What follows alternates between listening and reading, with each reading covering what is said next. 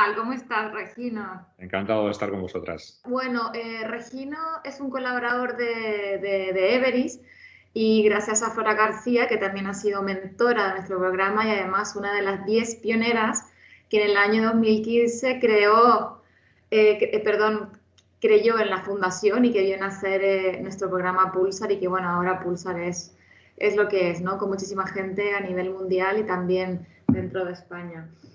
Flora, muchísimas gracias por ponernos en contacto con Regino y Regino también gracias por dedicarnos esta hora donde solamente hay mujeres. Creo que no hay ningún otro chico, solamente eres tú. Regino nos hablará sobre podemos elegir cambiar, sobre todo en este momento de incertidumbre en la cual vivimos.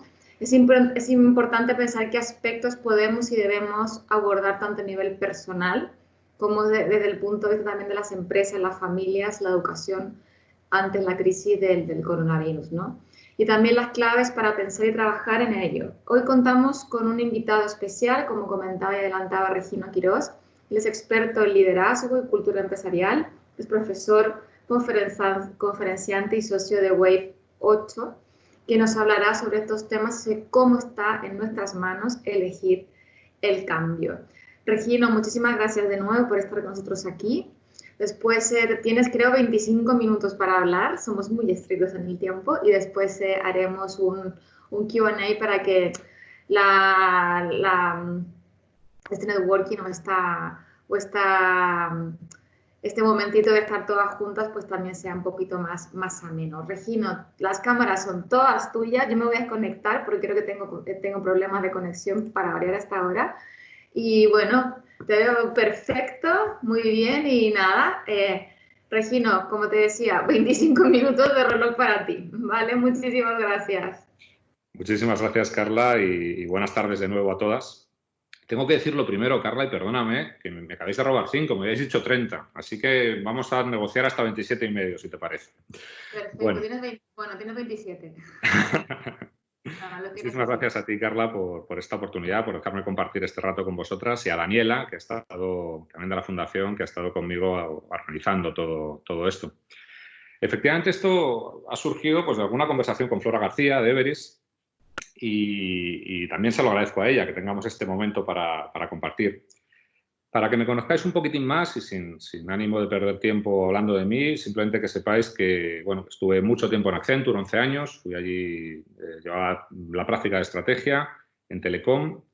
Después de eso me fichó mi cliente, como nos pasa a muchos consultores, estuve en Telefónica otros 5 años y ahora ya llevo 9 o 10, me parece que son, desde que salí de Telefónica, dedicándome a lo que comentaba Carla, a desarrollo de liderazgo. Y tengo el honor de trabajar muchísimo con Everis en este tema, en desarrollar el liderazgo de sus ejecutivos y directivos, en alinear la cultura de las empresas a la estrategia, conseguir que la cultura esté al servicio de la estrategia, y en procesos pues, personales, digamos, de counseling, tanto ejecutivos como personales, ¿no? Procesos individuales para facilitar o para ayudar pues, en la identificación y en la toma de decisiones importantes, vitales, de cambios, de adaptaciones a nuevas circunstancias, etc.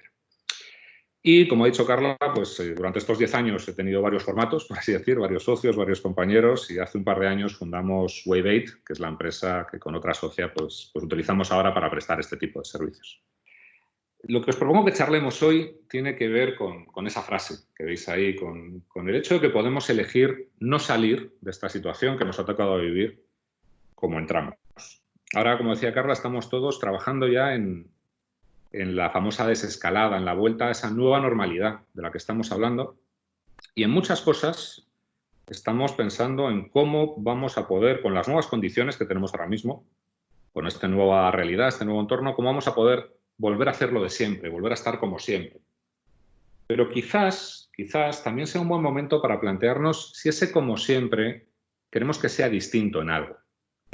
De hecho, lo que nos ha ocurrido es lo que Carl Gustav Jung llamaba la interrupción de la fantasía futuro. Si os fijáis, normalmente las personas tendemos a imaginar que el futuro será una continuidad de lo que ya existe, y aunque os parezca mentira, está demostrado que somos optimistas y que solemos pensar que será una continuidad de lo que ya existe un poquito mejor. Incluso nos creamos ciertos mitos de bienestar o de felicidad pensando, ¿sabéis esas frases de cuando pase tal cosa, cuando termine la fusión, cuando me promocionen a no sé qué, cuando mis hijos sean mayores. Es decir, solemos mantener una ilusión de futuro sin pensar demasiado en ella. Es un comportamiento muy estudiado y muy normal en el ser humano, en las personas. Cuando ocurre algo, como ha sido esta pandemia, o a nivel personal, cuando tenemos, pues no sé, un revés profesional o un revés personal, es muchas veces cuando nos planteamos no el volver al status quo que teníamos, volver a la normalidad o a la nueva normalidad, sino que nos planteamos, ¿y si quiero cambiar algo? ¿Y si quiero que mi vida sea diferente en algo? No necesariamente en todo, por supuesto, pero en algo. De hecho, los procesos individuales de counseling muchas veces surgen de ahí, surgen de cuando una persona se enfrenta a una situación que le interrumpe por un momento esa continuidad hacia el futuro que tenemos y se hace la pregunta. ¿Quiero que todo siga igual cuando pase este revés, cuando pase este momento? Y creo que a nivel social, a nivel sociedad, a nivel grupal, podemos hacernos un planteamiento parecido ahora mismo. Y quizás sea lo mejor, puesto que estamos en un momento ideal para, además de lidiar con lo que tenemos, plantearnos a qué queremos volver. Cuando es un proceso individual de counseling, ¿qué es lo que hacemos? Pues lo primero que hacemos es intentar ver de la forma más objetiva posible cómo estamos. Si verdaderamente lo que tenemos nos gusta, no nos gusta, qué es lo que nos gustaría cambiar, qué es lo que no. Ese es el primer paso siempre. El segundo paso es entender el marco mental que tenemos, es entender cuáles son las estructuras mentales, cuál es el mito fundacional, cuáles son las creencias, la perspectiva, la forma de ver la vida, ponerle el nombre que queráis, que nos ha llevado a la situación que tenemos, con lo bueno y con lo malo, que siempre hay de todo, siempre hay luces y sombras en todo. Después se ven qué comportamientos se han generado a partir de ahí y qué nos llevan esos comportamientos, a qué nos llevan esos comportamientos. Y después, para aquello que no nos gusta, para aquello que no le gusta a la persona con la que estamos haciendo ese counseling, pues es cuando revisamos esas creencias, ese mito, esa perspectiva, porque solo desde ahí se produce el cambio. Cuando cambiamos nuestra forma de mirar, de pensar, de estructurar el mundo, nuestro marco interno, es cuando podemos generar comportamientos nuevos que provoquen de verdad un cambio. Bueno, pues se me ocurría que quizás podamos conversar de esto, pero no a nivel personal, evidentemente, sino a nivel sociedad, planteándonos esa pregunta de si queremos, de verdad, recuperar lo que teníamos o si algunas cosas de las que teníamos preferiríamos cambiarlas. Para hacerlo, os propongo que consideremos el bienestar, que consideremos el bienestar de las personas y que lo consideremos desde lo que nos dice la psicología positiva. La psicología positiva nos dice que el bienestar de las personas, para quien no lo conozcáis, es una rama de la psicología que nació hace unos 20 años y que no está orientada, digamos, a arreglar problemas, sino a mejorar el bienestar, a partiendo de una situación razonablemente buena, digamos, sin patologías, sin nada grave, ir a mejor, ir a un bienestar superior. Y nos dice esta rama de la psicología que el bienestar se basa en 5 pilares. En la existencia de emociones positivas, alegría, armonía, curiosidad, este tipo de emociones. En el engagement, en la capacidad que tenemos de estar verdaderamente comprometidos y absorbidos por algo. En la existencia de relaciones positivas, es decir, en tener una red de soporte, un grupo de personas con las que de verdad podemos contar y pueden contar con nosotros para lo bueno y para lo malo. En el sentido, en tener la sensación de que nuestras vidas sirven para algo, hay un para qué, merecen la pena, ese sentimiento de que nuestra vida o lo que estamos haciendo en un momento dado merece la pena. Y el logro, el conseguir cosas, proponernos cosas y conseguirlas. Todos los estudios que se han hecho desde hace, os digo, más o menos 20 años que se empezó con esta nueva rama de la psicología, apuntan a que estos 5 elementos son los que proporcionan bienestar a las personas.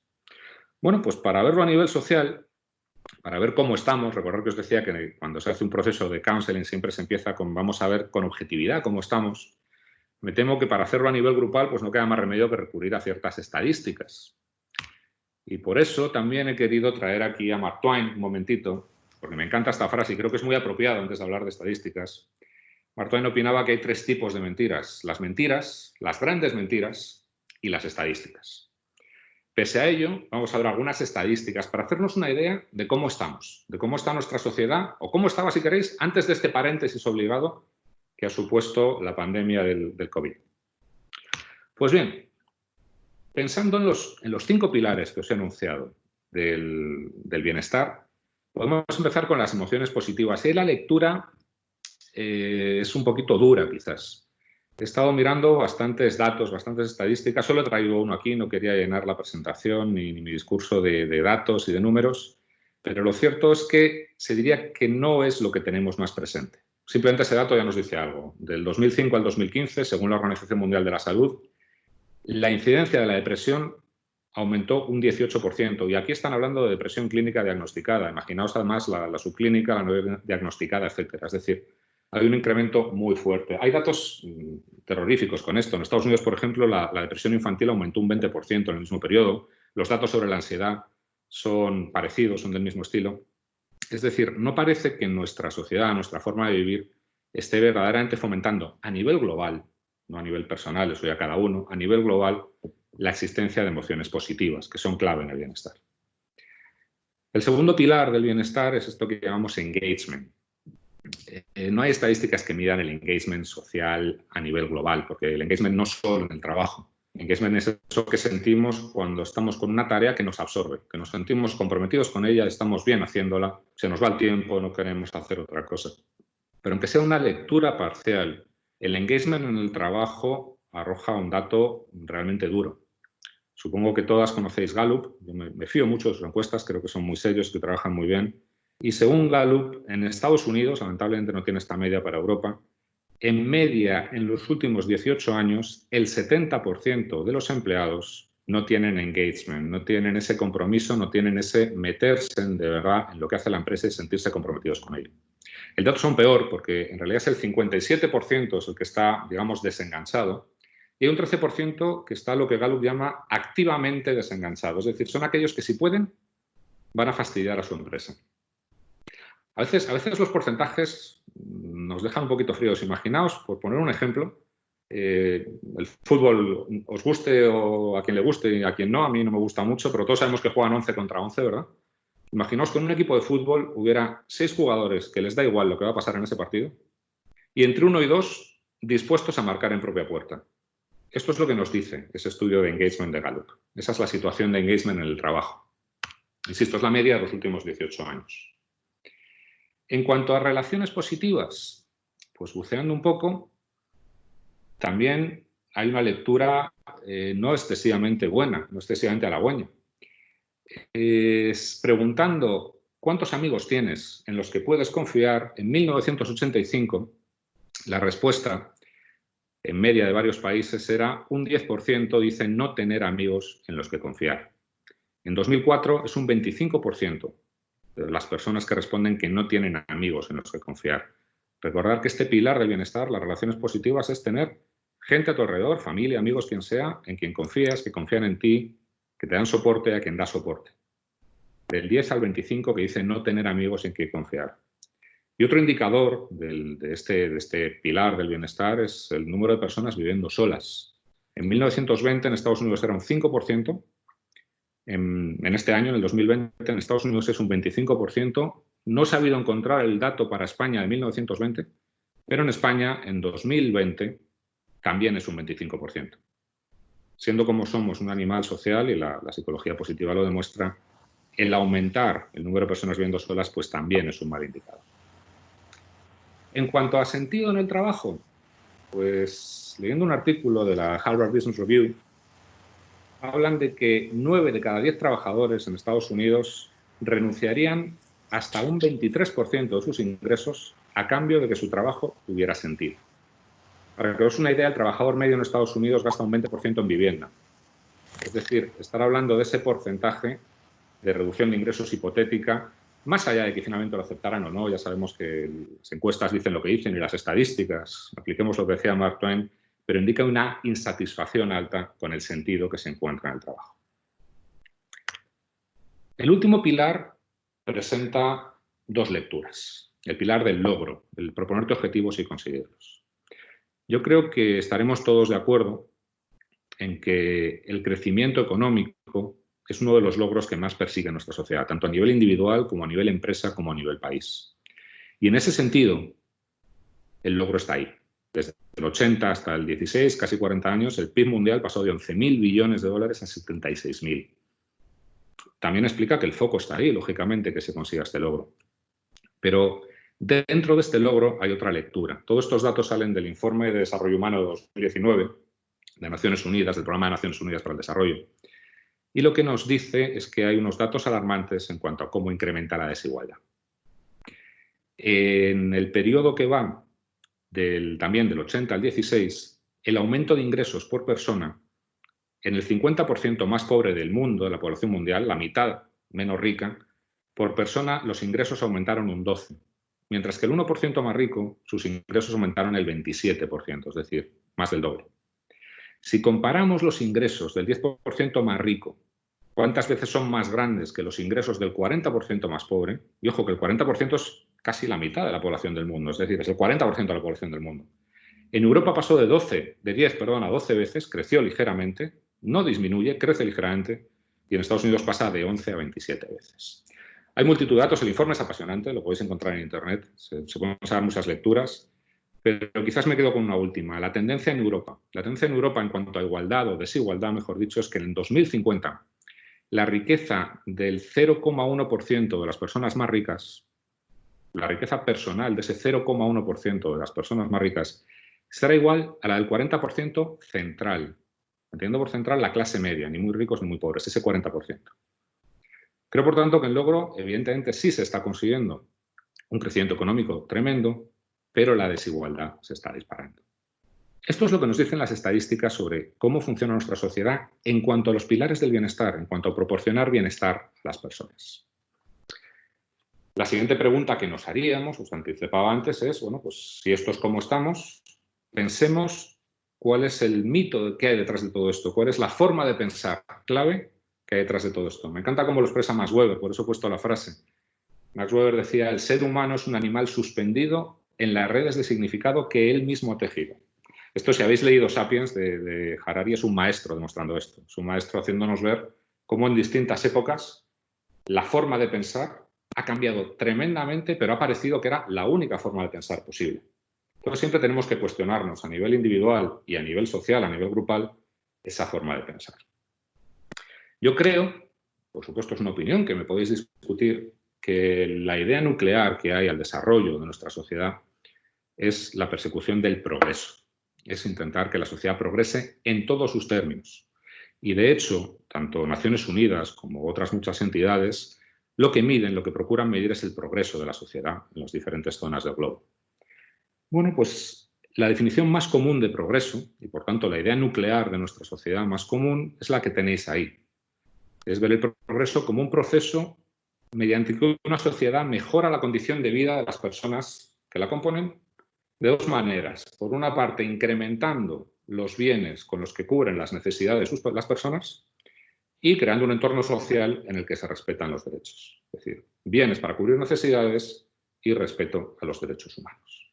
Esta es la idea nuclear que, en caso de querer cambiar algo, deberíamos pensar si queremos cambiar. Porque de las ideas nucleares, de esos mitos fundacionales, salen los comportamientos. En el caso de la sociedad, los comportamientos son procesos. Y los procesos que nos han ido guiando durante los últimos 200 años, posiblemente, han sido los de urbanización, el crecimiento de las ciudades y la concentración de la población en las ciudades, la industrialización. Ambos lo que tienen detrás es la capacidad de generar esos bienes que cubren las necesidades de la población de la manera más eficiente, más rápida, más inmediata, más barata también posible. Y la globalización. La globalización como elemento también para contribuir a esa generación rápida de bienes, a esa generación económica de bienes y también para garantizar el crecimiento, puesto que si no los mercados quedan acotados a sí mismos e impiden el crecimiento continuo que persigue nuestra idea de progreso. Bien, ahora veremos, o me gustaría transmitiros la idea de por qué esta idea fundacional y estos tres procesos han generado la situación que nos enseñaban esas estadísticas. Si os fijáis, todo está orientado a la generación de bienestar económico, a la generación de prosperidad económica. Y en eso lo estamos haciendo muy bien. Esa prosperidad está creciendo, pero no hemos sabido hacerlo sin que aparezca la desigualdad. Y ahí entramos en un círculo vicioso. Veis ahí que cito en fuentes a varios autores, sociólogos, antropólogos, neurólogos. Las citas son de libros de los que aparecen ahí.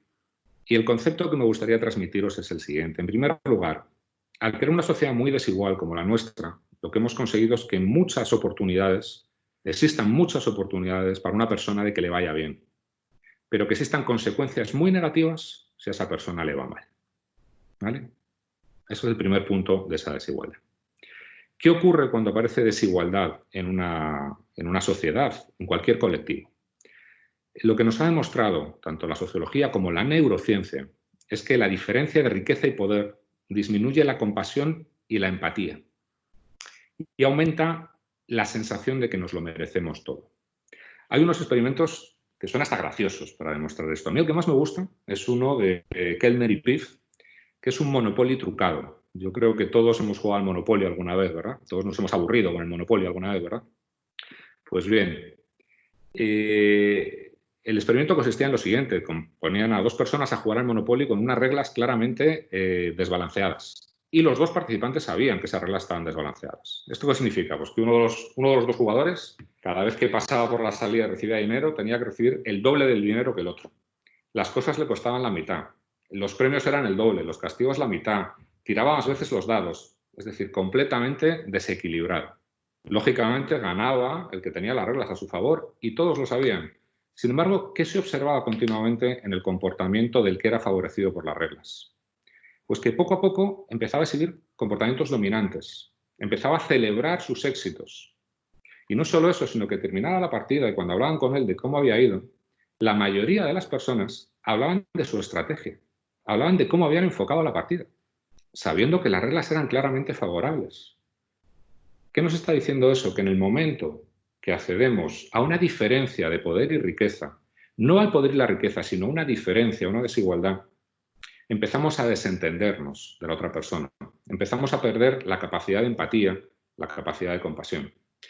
La neurociencia nos ha demostrado que cuando existe una diferencia grande de riqueza o poder entre dos personas, la persona más poderosa o más rica pierde la activación de sus neuronas espejo cuando mira a la otra persona. Las neuronas espejo son las neuronas que reaccionan a las expresiones faciales de la persona que tenemos enfrente. Que cuando hay una diferencia de poder, una diferencia de riqueza grande, en la persona que está arriba, digamos, la persona poderosa, las neuronas espejo, que son las que nos permiten entender las expresiones faciales, empatizar a un nivel biológico prácticamente, a un nivel neuronal con otra persona, no reaccionan igual. Sin embargo, la persona que está en impotencia, la persona que está en la parte baja de ese desbalance de poder, sí siguen funcionando. Es decir, la desigualdad nos provoca desconexión emocional. No es que nos volvamos malos, no es que ser rico sea malo. Lo que está demostrado es que la desigualdad rompe ese vínculo humano. Los psicólogos lo definen como un mecanismo de adaptación psicológica a algo que como especie nos resulta incómodo y desagradable, que es precisamente eso, la desigualdad entre miembros presuntamente iguales. Esto lleva a que esa desigualdad de la que estamos hablando cree aislamiento, nos separe literalmente. Hay otro efecto que se ha estudiado y es el último que os comento para argumentar este punto. Y es que cuando no podemos imaginar las caras de las personas afectadas por nuestras decisiones, nuestra compasión inherente, nuestra compasión natural pierde toda prioridad. Yo no sé si os ha pasado, yo sí lo he visto y me imagino que vosotras lo habéis visto también. Directivos, ejecutivos que toman la decisión, por ejemplo, voy a poner un ejemplo muy sencillito, de despedir a un grupo grande de personas, que sean 1000 personas. Imaginaos que es una decisión perfectamente bien tomada, perfectamente razonable. No estoy cuestionando el despido, ni muchísimo menos. Todos sabemos que a veces toca, es muy desagradable, pero a veces toca. Pero ese mismo ejecutivo que puede tomar la decisión que despide a 1000 personas por el cierre de una actividad donde sea, le vemos que no es capaz de despedir a una persona que está a su lado que claramente no da el rendimiento adecuado y también debería ser despedido. No sé si habréis vivido situaciones así, yo sí lo he visto, es muy fácil que también vosotros lo hayáis visto. ¿Qué está operando ahí? ¿Esa persona es incompetente, no sabe hacer su trabajo? No, no es tan simple. Verdaderamente nuestros circuitos neuronales que gobiernan la empatía se activan en un caso sí y en el otro no. Con lo cual, con procesos como la globalización, por ejemplo, donde cada vez estamos más lejos de las personas a las que impactamos con nuestras decisiones, se producen esas situaciones de falta de empatía, crece el aislamiento. Con lo cual entramos en un círculo vicioso. La desigualdad genera aislamiento, el aislamiento genera desigualdad. Es quizás la peor consecuencia de esa definición de progreso que está en el núcleo de cómo enfrentamos la vida, de cómo enfrentamos la sociedad. Vamos a pararnos un momentito, si os parece, de nuevo en la definición. Fijaos que dice, incremento de los bienes con los que cubrir necesidades. Implícitamente está olvidando que hay necesidades de las personas para su bienestar que no dependen de los bienes. Esto explica por qué el logro en la parte de crecimiento económico sí lo conseguimos, pero el resto de pilares del bienestar que no dependen de la generación de bienes no lo estamos consiguiendo. Por otra parte, habla de cubrir las necesidades de las personas, pero no habla de cómo ayudamos a las personas a identificar sus verdaderas necesidades. Si algo que sabemos es que los seres humanos somos espantosamente malos prediciendo lo que nos va a traer bienestar, lo que nos va a traer felicidad. Y esto es porque somos tremendamente adaptables. Nos adaptamos rapidísimamente a lo bueno y a lo malo.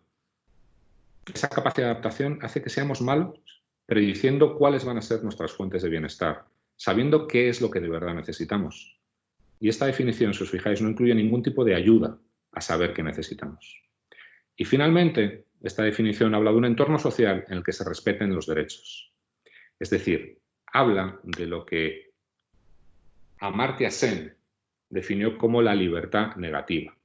Amartya Sen ganó el Premio Nobel de Economía, debe tener 80 y tantos años, es indio, y defendía que no podemos pensar en un progreso basado en la libertad negativa, es decir, en que no exista coacción, que no te impidan hacer lo que tú quieres. Necesitamos ir a un progreso que incluya la libertad positiva, es decir, la capacitación de las personas para entender lo que quieren y poder ejecutarlo. De sus ideas surge esa posibilidad de cambiar la idea nuclear. Recordad el paralelismo que estábamos haciendo con un proceso de counseling. Una vez entendido cómo estamos, entendido la forma de mirar la vida que nos ha llevado a cómo estamos y los comportamientos que emanan de esa forma de mirar la vida, es muy difícil simplemente decir, pues ahora cambia de comportamientos. Los comportamientos siempre emanan de tu perspectiva, de tu mito, de tu forma de mirar la vida. Hay que ver qué queremos cambiar de esa forma de mirar la vida. Una posibilidad es considerar lo que hoy os pongo. Considerar que el progreso sea un proceso por el cual una sociedad incrementa la capacidad de las personas para tomar sus decisiones vitales con libertad. ¿Qué significa esto? Significa, en primer lugar, que esas decisiones vitales implican no solamente la prosperidad económica, no la descartan, no la abandonan, continúan ahí, pero añaden algo más. Añaden el resto de pilares del bienestar, decidir sobre aquello que te va a traer bienestar. E incluye el concepto de libertad positiva de Amartya Sen, es decir, el autoconocimiento suficiente para saber qué quieres y la capacidad suficiente para ejecutar las acciones que te van a llevar a ese que quieres. De este cambio del mito, de este cambio de la forma de pensar, surgiría, en mi forma de verlo, un nuevo proceso a sumar a los otros tres. No estoy diciendo que los otros tres procesos no sean interesantes, la prosperidad económica es fundamental también, pero sería un proceso de humanización que buscaría contrapesar la parte negativa que esos otros tres procesos nos están dejando. Para definir este proceso de humanización, lo primero que necesitamos saber es qué necesita el ser humano para tener bienestar. Y las cuatro claves que destacan tanto la psicología como la neurociencia como la sociología son las que tenéis ahí. En primer lugar, la que define la nueva forma de ver el progreso, que es la libertad positiva. El autoconocimiento necesario para saber quién quieres ser, qué quieres tener y la capacidad de acción para conseguirlo. La libertad positiva de Amartya Sen. El segundo es entender nuestras fuentes de bienestar. Comprender que no es bienestar en la mera capacidad de adaptarnos a todo, que la tenemos muy elevada como especie, sino verdaderamente comprender qué es aquello que nos ayuda y comprenderlo no por comparación, no por intentar lo mismo que tienen los otros, sino de una manera mucho más interna. La tercera quizás os sorprenda, que el interés del grupo esté por encima del propio. Suena como muy bonito, ¿verdad? Suena casi a fantasía, porque decían aquello de que el hombre es lobo para el hombre y todas estas cosas. Pues bien, ¿sabéis lo que ha demostrado la neurociencia? Ha demostrado que las áreas cerebrales que se activan cuando ayudamos a alguien, cuando ponemos los intereses de alguien por encima de los nuestros, son unas áreas muy primitivas de nuestro cerebro y son las mismas que se activan al obtener alimento y sexo. ¿Qué significa esto? Que ayudar a otros nos proporciona seguridad y placer, con lo cual es una fuente de bienestar. También está demostrado que cualquier fuente de bienestar se ve anulada por la necesidad de supervivencia, con lo cual cuando estamos en un entorno excesivamente competitivo no somos capaces de buscar esa ayuda a los demás, salvo que seamos personas, digamos, muy evolucionadas en un sentido de la ayuda a los demás. El común de los mortales, cuando su supervivencia está amenazada, y no hablo solo de supervivencia física, hablo de mantener su estilo de vida, se olvida de esta parte. Pero lo que es innegable, y está demostrado por la neurociencia, es que ayudar a los demás nos proporciona placer y seguridad. Y finalmente, las personas necesitamos solidaridad grupal, comunicación íntima y apoyo emocional y físico. Esto se demuestra en todos los estudios que se hacen entre las catástrofes. Las personas afectadas por una catástrofe, se ha demostrado que lo que necesitan son esos elementos que he dicho: la solidaridad, la comunicación íntima y el apoyo emocional y físico. Con lo cual, esos tres procesos que nos garantizan esos logros de crecimiento económico, sería bueno pensar si queremos añadir un proceso de humanización que añada a estas partes. ¿Desde dónde podríamos trabajar este proceso de humanización? Pues os voy a proponer, y con esto termino, 3 lugares que son comunes a todos los que estamos en esta reunión, en esta conversación, y donde podríamos empezar a crear ese proceso. Desde la empresa, de 2 maneras. Hablamos mucho en las empresas, y es parte de mi trabajo habitual con mis clientes, del sentido, del propósito original, y muchas veces da la sensación de que el propósito y el sentido es parte de la responsabilidad social corporativa, pero no parte de la operación. Porque llevamos años en las escuelas de negocio, y como muchas de vosotras me imagino que también pasé por una, hablando del crecimiento rentable y del retorno al accionista. Las 2 partes son fundamentales, por eso he utilizado ese símbolo del yin y el yang, que sabéis que significa que una parte no puede estar sin la otra, que una parte contiene un poquito de la otra. Pero creo que hay que hacer un esfuerzo por no confundir el fin con los medios. El fin de una empresa nunca es el crecimiento rentable. El fin de una empresa nunca es el retorno al accionista. El fin de una empresa es prestar un servicio al bienestar de la comunidad. Ese es el sentido o propósito, y por eso se creó la empresa. Para prestar ese servicio, evidentemente necesita dinero, él cobra por él y es lo natural, recibe su contraprestación y posiblemente pidió dinero prestado, con lo cual tiene accionistas y su obligación es devolverlo. Pero el crecimiento rentable y el retorno al accionista son los medios para conseguir un fin, que es ese propósito o sentido original. Nunca es una responsabilidad social corporativa, es la verdadera razón de ser de la empresa. ¿De qué otra manera en la empresa podemos trabajar este proceso de humanización? Seguimos pensando en muchísimos casos en la productividad como algo a gestionar a través del premio o el castigo, en lugar de la productividad a través del bienestar. A veces hay que pensar en la etimología de las palabras. ¿Sabéis que felicidad y fértil comparten raíz? Fértil significa productivo, en latín. Que compartan raíz significa que a más felicidad, a más bienestar, mayor productividad. Y hay múltiples estudios que lo demuestran, que el bienestar en el trabajo genera productividad más que el premio o el castigo. Al premio o al castigo nos adaptamos rápidamente, recordarlo. Nos adaptamos rápidamente a lo bueno y a lo malo. Me gustaría también destacar, en cuanto a esto, a un autor que es Peter Gray, que analizando muchos tipos de trabajo a lo largo de muchas épocas de la humanidad, ha aislado 5 ingredientes de un trabajo sano. El primero, requiere que sea bueno en algo que implique toda nuestra atención, es decir, que sea algo que nos implica poner todas nuestras fortalezas en juego. Que sea un trabajo que permita tomar decisiones propias sobre el trabajo y sobre uno mismo, es decir, que respete esa parte de libertad de tomar decisiones vitales que hablábamos. Que sea variado, que no sea repetitivo, que esté limitado en el tiempo. Lamentablemente en España seguimos teniendo un tremendo overtime cultural, al menos en las empresas en las que yo he trabajado y en muchas otras que conozco, y el que se realice con amigos, que haya un entorno agradable. Esa frase de al trabajo no se viene a hacer amigos es francamente tóxica. Me imagino que muchas estaréis pensando que estamos en ello, que esto lo vamos haciendo. Yo también lo pienso, y de hecho parte de mi trabajo es ayudar a las empresas a que esto ocurra. Pero hay una estadística de Gallup, una vez más, que me preocupa. En estas encuestas del Gallup Polls que hacen en 195, me parece, países, aparece que el 82% de las decisiones que toman las empresas sobre acoplar talento a posición resultan fallidas. ¿Por qué ocurre esto? Pues porque seguimos pensando en las posiciones como un premio. Lo hizo bien, hay que extenderle, hay que ponerle aquí. Pues seguimos pensando que el que es bueno en algo es bueno en otra cosa. Lo hizo muy bien en tal área, ahora que arregle este otro área.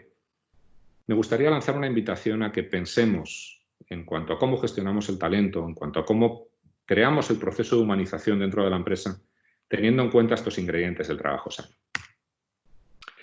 En cuanto a la educación, el otro área que me gustaría tocar, bueno, pues yo diría que el núcleo de nuestro proceso educativo es el foco en preparar a los estudiantes, a los chavales, a las chavalas, a abordar la oferta de estudios superiores, los caminos preestablecidos y tener un buen currículum académico. Y hay muy poquita ayuda hacia quién quieres ser, qué quieres hacer y desde ahí qué formación y qué recursos necesitas. De aquí voy a hablar poco porque aquí tenéis mucha más experiencia que yo. La labor que estáis haciendo desde este proyecto, ayudando a chicas que pueden ser brillantes o que de hecho lo son y que lo que necesitan precisamente es ese tipo de orientación para superar ciertas circunstancias adversas, me parece fantástico y me parece que está completamente alineado con ese proceso de humanización que es la educación. Ayudar a entender quién quieres ser, qué quieres hacer y a partir de ahí cómo conseguirlo. Y por último, desde la comunidad, y entender por comunidad la sociedad, la familia, el grupo de amigos, vuestro entorno. Tenemos dos opciones. Las comunidades articuladas por una voluntad natural o esencial que nos dé lazos verdaderos, o la sociedad articulada por una voluntad más instrumental que permita el intercambio y la convivencia de extraños. ¿Qué podemos hacer desde ahí? Pues, en mi modesta opinión, una comunidad se preocupa de crear lazos emocionales verdaderos. Una sociedad, la parte de la derecha, lo que hace es acordar intercambios. En una comunidad lo que decimos es que a una persona no le falte nadie. En una sociedad podemos decir generosamente, pero de forma incompleta, que a una persona no le falte de nada. En una comunidad se da conversación. Se habla de los temas que verdaderamente importan. En una sociedad se charla, se habla de los temas insustanciales, se mantiene la corrección política, porque la corrección política nos permite no tener conflicto, pero también nos impide verdaderamente entendernos, entender lo que pensamos y conectar al nivel que requiere una comunidad. Y finalmente, en una comunidad, en esa parte izquierda de los lazos innatos, se produce la intimidad. Somos capaces de compartir cosas verdaderamente importantes entre nosotros. En una sociedad, la parte de la derecha de la diapositiva, se produce el fenómeno de la extimidad, lo contrario a la intimidad, que no es la extroversión, es la extimidad. Esto lo ha fomentado, lo han creado prácticamente las redes sociales. Mostramos nuestra vida a través de una pequeña foto, de un pequeño ángulo. Mostramos lo que queremos que los demás vean, pero no nos mostramos de verdad. Eso no genera lazos. Es curioso que en la era del networking estemos más solos que nunca, con lo cual a nivel comunidad, estos elementos que he dicho, este crear lazos, esta conversación, este verdaderamente generar intimidad, es lo que puede proporcionar muchos de esos pilares del bienestar que ahora mismo no tenemos, que ahora mismo hemos visto que no están presentes. Por tanto, ¿cuál es mi propuesta? ¿De qué me gustaría que hablemos en este rato que nos queda? Pues de qué os parece esta definición de proceso, de progreso, perdón. Esa capacidad de las personas de tomar decisiones vitales desde la libertad. ¿Y qué elegimos hacer cada uno? Porque las sociedades no cambian con una cosa grande que pasa de repente. A esa cosa grande que pasa de repente, que es lo que a lo mejor queda registrado en la historia, se llega a través de las pequeñas decisiones de cada uno en el día a día. Me pregunto qué ocurriría si en nuestras pequeñas decisiones de cada uno del día a día estuviéramos guiados por el espíritu de tomar nuestras propias decisiones vitales con libertad y de ayudar a los demás a tomar sus decisiones vitales con libertad. Ese quizás es mi deseo para construir la nueva normalidad. Recuperemos todo lo bueno que teníamos, pero incorporemos esta adición a la forma de pensar y a los comportamientos. Y siendo muy consciente de que Carla se habrá enfadado conmigo porque me he pasado del tiempo, vamos a parar aquí. Ahí tenéis mis datos. Me encantará que aparte de la conversación ahora, si queréis, me contactéis para charlar de esto, para darme vuestra opinión. Y si os parece, pues pasamos, si me ayudan Carla o Daniela, a cualquier pregunta o cualquier coloquio que podamos hacer. Muchas gracias. Regino, gracias a ti. Yo creo que, wow, hay frases para apuntar, hay cosas que no nos has comentado que, bueno, que por lo menos a mí me han movido un poquito. Entonces, para hacer estas dinámicas más amenas y no solamente a través de un chat, Os propongo lo siguiente, queridas mentoras y queridas madrinas. Podríamos pedir la palabra a través del chat y ahí vamos preguntando de forma totalmente online a la persona que quiera. Si alguien tiene alguna pregunta o quiere hacer algún comentario. Creo que alguien tiene que decir algo. Esperemos. Nada, Regina nos ha dejado todo con la boca totalmente abierta, sin comentarios. Esto es lo peor que te puede pasar después de dar una charla. Que nadie estamos diga todos nada. así, claro, o que nos ha dejado... Mira, acá hay una. Magda. Bueno, aquí queda, pero espérate. María Isabel Báez Betancourt. María Isabel, adelante. Hola. Buenas tardes, fantástica charla. También yo he quedado impresionada. Lo que pasa es que estando totalmente de acuerdo con lo que él plantea, ¿cómo es tan difícil? Porque yo lo veo muy obvio y según lo explica lo veo muy obvio.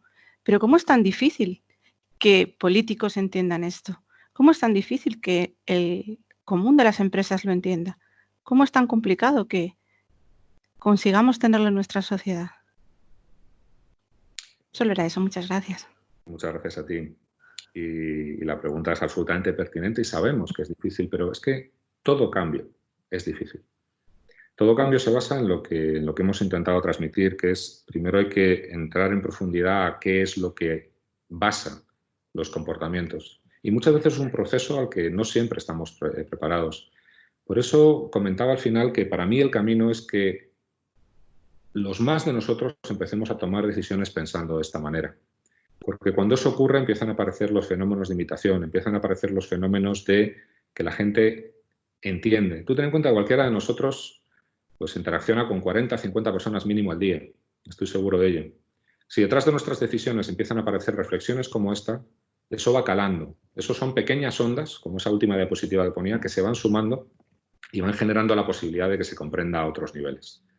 A partir de ahí, pues hombre, los mecanismos de aceleración del cambio, hablando con las personas clave, sabemos todos cuáles son y las resistencias también sabemos todos cuáles son. No sé si te contesto, pero bueno, es mi forma de verlo.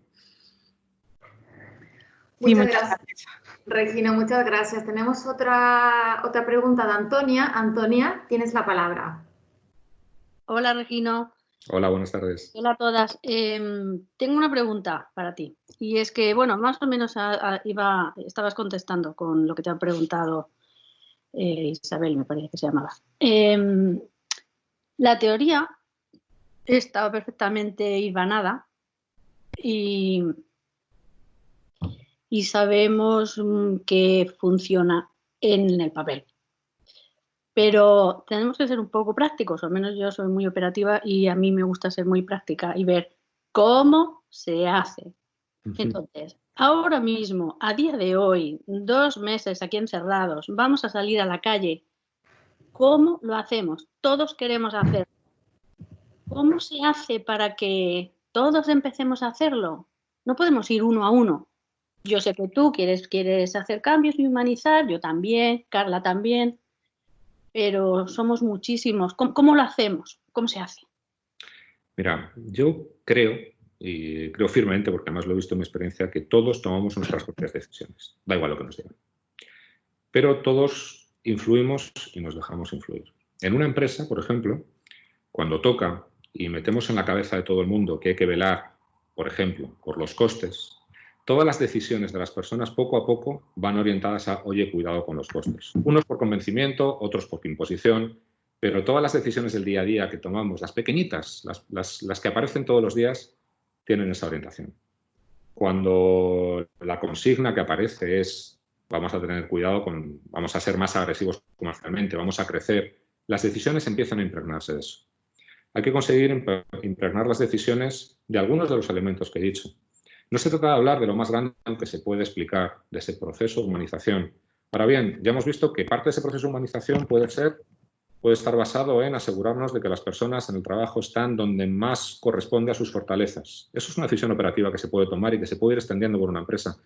Y también da soporte al crecimiento económico de la solidez, con lo cual no está reñido, simplemente lo complementa. Una decisión que se puede tomar, o algo que puede impregnar las decisiones, es el tener en cuenta la parte vocacional de una persona cuando está en su periodo de formación. Y las decisiones pequeñas del día a día pueden ir apuntando ahí. Yo creo firmemente en ese proceso de ir sumando ondas. Y todos sabemos, todos los que hemos tenido algún equipo, hemos tenido responsabilidades sobre alguna organización, grande o pequeña, sabemos que es importantísimo que la esencia de lo que queremos esté muy clara, porque luego la gente va a tomar sus propias decisiones.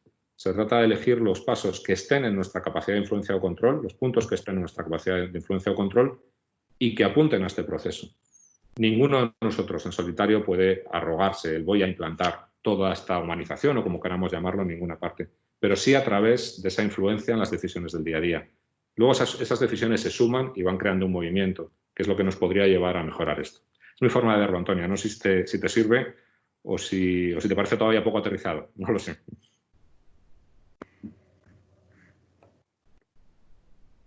Tenemos otra pregunta de María José Lucas. María José, si quieres hacerla tú directamente.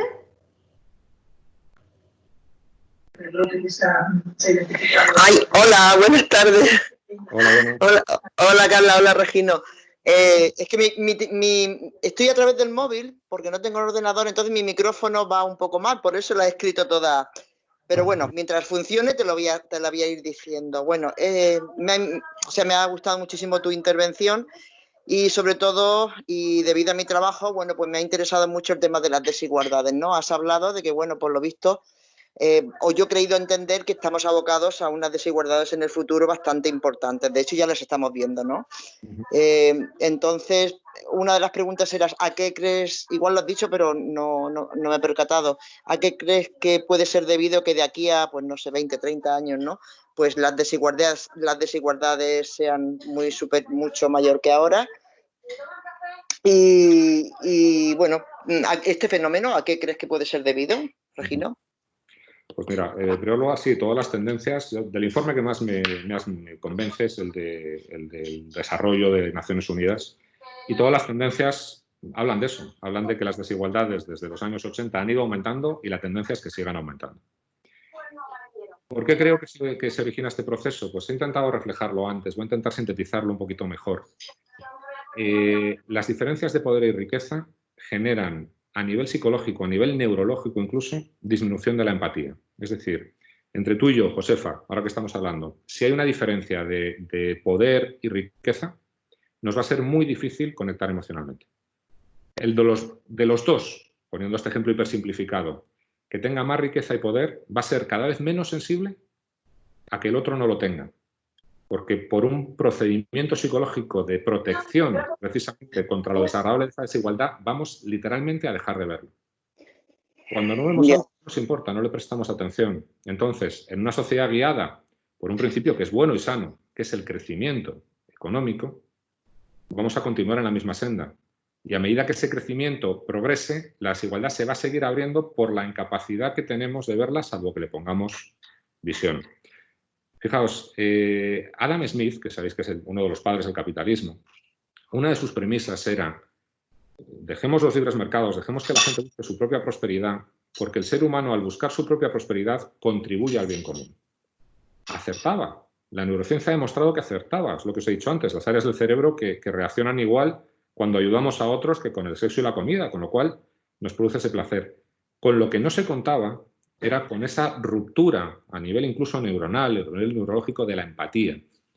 Y al desaparecer esa empatía, desaparece la sensibilidad, con lo cual desaparece el cuidado. Simplemente no estamos poniendo atención en eso, aunque veamos los informes. La manera de revertirlo es poner atención y ahí es donde hay mucho que hablar sobre cómo podríamos poner atención. Pero ahora mismo el círculo vicioso que se crea es a mayor desigualdad, menor preocupación, menor percepción de lo malo que tiene la desigualdad. Y por eso, en mi opinión, sigue creciendo. No sé si lo aclaro un poquito más ahora, Josefa.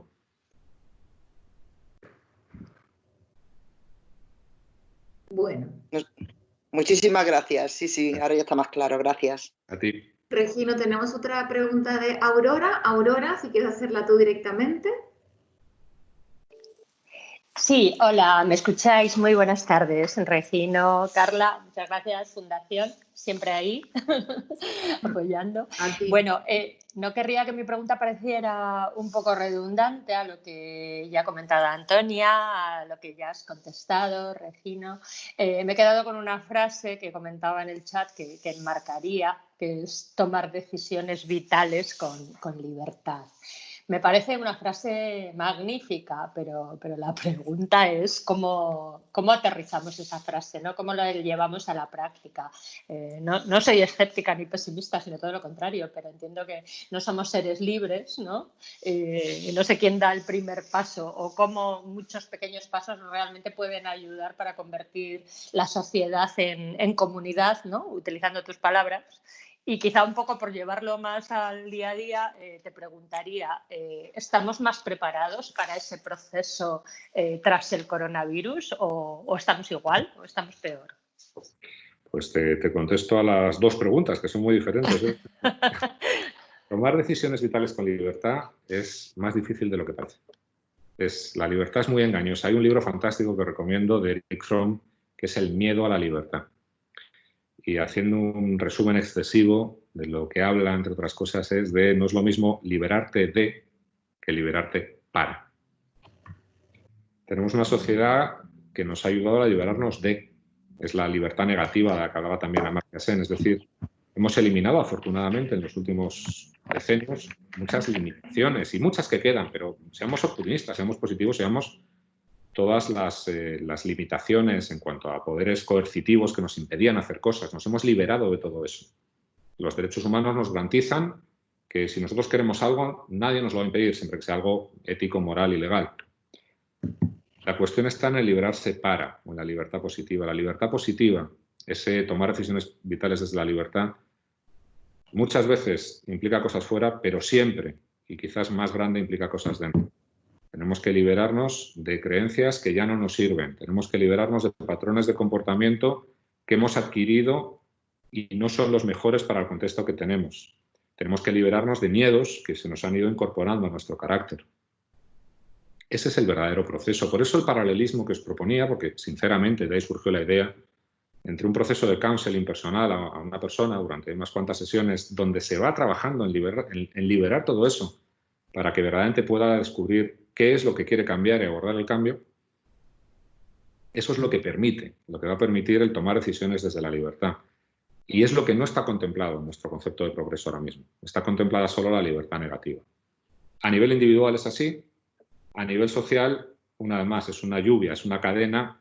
Cada vez que cuanto más conscientes seamos de la necesidad de hacer eso por nosotros mismos y de ayudar a los demás a que eso ocurra, más cerca estaremos de esa libertad real de tomar decisiones vitales. Lo que hacéis en el proyecto Pulsar con las mentoradas, donde lo que estáis ayudándolas, entiendo, saber qué es lo que realmente quieren, cómo pueden conseguirlo, cómo pueden librarse de las partes que las limitan, es una parte de este proceso.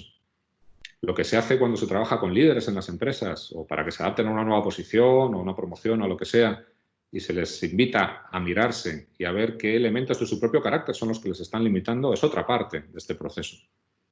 Es un proceso que si nos vamos hacia atrás se llamó individuación en su momento, y si nos vamos más atrás todavía, era lo que en la época axial, la época de los grandes sabios griegos, hablaban de entender nuestro carácter y a partir de ahí alcanzar nuestra naturaleza. No estoy hablando de que volvamos hasta allá, ni mucho menos, pero es un proceso muchas veces más interno que externo. Con lo cual implica que cuantas más personas actuemos consecuentemente con ello, haciéndolo nosotros y ayudando a los demás, más posibilidades hay de que eso ocurra. La libertad material, la libertad de los bienes, la libertad de no tener temas coercitivos, somos afortunados. Vivimos en un mundo, en la sociedad occidental, donde aunque haya muchas cosas todavía que conquistar, por supuesto que sí, hay muchas que ya están conquistadas.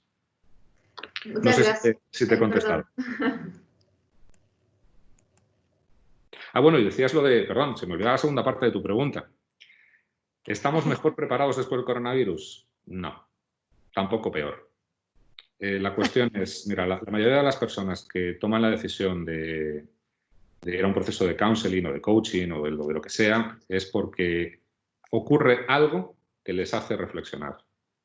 Ese algo a nivel social también puede ser una pandemia. Y cuando ahora estamos hablando de volver, de recuperar, de ir a la nueva normalidad, puede ser también un momento para saber si esa nueva normalidad es lo mismo de antes, con otros medios, con los medios a los que nos obligan las nuevas circunstancias, o si es algo distinto. Pero más allá de que en cada parón, sea por algo bueno o por algo malo, es una oportunidad para pensar y reinventarte, más allá de eso no estamos ni mejor ni peor preparados con o sin pandemia. Bien, muchas gracias. Tomo nota de la bibliografía y me permito recomendaros, mentoras, La trampa de la felicidad. Si no lo conocéis, de Russ Harris, Regina seguro que sí. También trata de desmitificar muchas cosas, ¿no? Creo que está un poco alineado con esto último que has estado comentando. Absolutamente, de los famosos mitos de la felicidad, eso que nos creemos que nos va a hacer felices y no es así. Muchas gracias. Hay otra pregunta, Regino, de Pilar Soriano. Dice que lo lamenta, no tiene micrófono, pero le encantaría hacértela personalmente. Dices, ¿podrías afirmar que las empresas que implantan planes de humanización aumentan los resultados económicos? ¿Tienes algún ejemplo actual? Y también te felicita por la exposición. Muchísimas gracias por la felicitación. Y sí, hay ejemplos e informes. Lamentablemente no los tengo aquí a mano para daros los datos, pero si queréis, si estáis de acuerdo, Carla y Daniela, os lo puedo mandar para que lo distribuyáis entre las mentoradas. Sí, algunos favor. informes. Perfecto. Donde efectivamente se ve que el bienestar se traduce en resultados económicos. Genial. También quiero insistir en una cosa, me parece importante. Todo esto que estoy hablando del proceso de humanización o del bienestar en la empresa no sustituye a lo otro. Lo complementa, lo mejora, lo contrapesa. No estoy hablando de que tengamos que abandonar el crecimiento económico. Estoy hablando de que para evitar la parte mala del crecimiento económico hay que considerar el bienestar. Y los estudios demuestran que eso se traduce, al final, también en crecimiento económico, en sostenibilidad, en resultados. Os lo paso a vosotras y encantado de que lo distribuyáis, ¿vale? Muchas gracias. Perdonadme, Antonia, también comenta de nuevo, llega el momento de dar un paso adelante y salir de las acciones micro. Para humanizar hay que romper inercia y para eso tenemos que pensar en grande. Cuando quieras nos ponemos a ello. No, me encanta eso. Más que una pregunta, es una invitación que no puedo rechazar. Creo que hay otra pregunta. Déjame hacer un comentario sobre eso. Sí, perdóname. Creo que siempre son las dos cosas. Siempre hay que pensar en grande. Siempre hay que buscar las acciones clave, esos puntos de acupuntura que van a crear verdaderamente un impulso brutal en el movimiento que quieres implantar. Pero nunca hay que olvidar que las pequeñas decisiones del día a día son fundamentales para que esos momentos donde se puede tomar una decisión grande lleguen. Entonces tienen que ser las dos cosas. Dicho lo cual, encantadísimo de hablar en profundidad de este tema. Pues muchísimas gracias, Regino. Había otra pregunta que no sé por qué ha desaparecido, pero bueno, si alguna mentora o alguna persona que está conectada quiere hacer alguna pregunta, es verdad que llevamos tres minutos de más, pero bueno, si alguien quiere hacer la última pregunta, bienvenida o bienvenido.